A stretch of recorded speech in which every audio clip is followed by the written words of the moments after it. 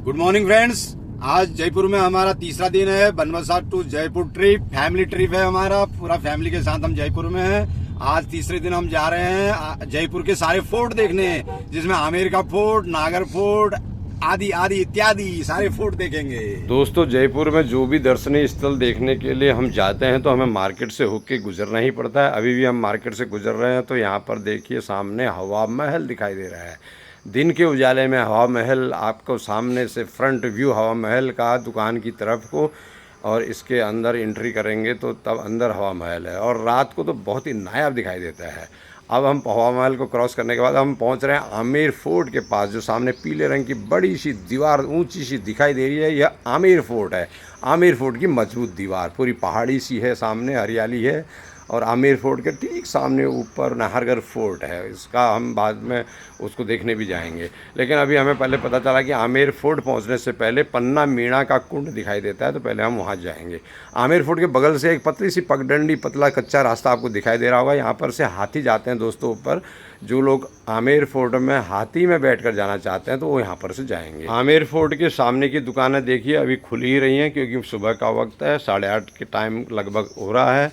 हम क्योंकि सुबह ही निकल चुके हैं, हमने कई जगह यहाँ पर देखने जाना है। तो आमेर फोर्ट के सामने की दुकान है। रोड कंजेस्टेड है, पतली रोड है, और यहीं से एक गली लेफ्ट में मुड़ती है, ऐसा हमें बताया गया, जहाँ से हम पन्ना मीणा होते हुए आमेर फोर्ट पहुँचेंगे।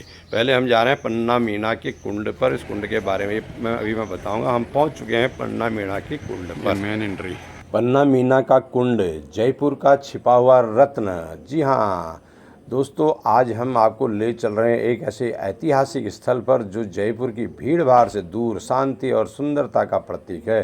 पन्ना मीणा का कुंड। यह स्थान न केवल वास्तुकला का अद्भुत नमूना है, बल्कि राजस्थान की समृद्ध सांस्कृतिक विरासत का भी परिचायक है। पन्ना मीणा का यह कुंड 16वीं शताब्दी में बनाया गया था। इसका निर्माण महाराजा जयसिंह के शासनकाल के दौरान हुआ था।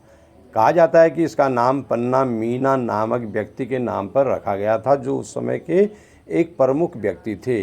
यह कुंड स्थानीय लोगों के लिए जल संग्रहण का मुख्य स्रोत था और सामाजिक मेलजोल का केंद्र भी। पन्ना मीणा का कुंड अपनी अनोखी वास्तुकला के लिए प्रसिद्ध है। यह 8 मंजिला है और उसकी सीढ़ियाँ जालीनुमा पैटर्न से बनी हुई हैं, जो देखने में अत्यंत आकर्षक लगती हैं। कहा जाता है कि जिस सीढ़ी से आप नीचे जाते हैं उसी से वापस ऊपर आना बड़ा मुश्किल होता है। यह डिजाइन जल प्रबंधन और वर्षा जल संचयन के लिए अत्यंत प्रभावी था। यह कुंड केवल जल संग्रहण का स्थान ही नहीं था, बल्कि यह सामाजिक और सांस्कृतिक गतिविधियों का केंद्र भी था। यहाँ महिलाएं पानी भरने के साथ साथ आपस में बातचीत करती थी, और त्योहारों के दौरान धार्मिक अनुष्ठान भी होते थे। यह स्थान समुदाय के लिए एक महत्वपूर्ण मिलन स्थल भी था। पन्ना मीणा का यह कुंड अपनी सुंदरता के कारण फोटोग्राफरों और फिल्म निर्माताओं के लिए एक पसंदीदा स्थान बन गया है। यहाँ कई बॉलीवुड फिल्मों की शूटिंग भी हो चुकी है, जिससे इसकी लोकप्रियता और बढ़ गई है। पन्ना मीणा का यह कुंड आमेर किले के पास स्थित है। इस कुंड को देखने के बाद अब हम चल पड़े हैं आमेर फोर्ट की तरफ। अब मैं दिखाऊंगा नेक्स्ट ब्लॉग में आपको Amer fort. Thank you for watching my video. See you in the next blog.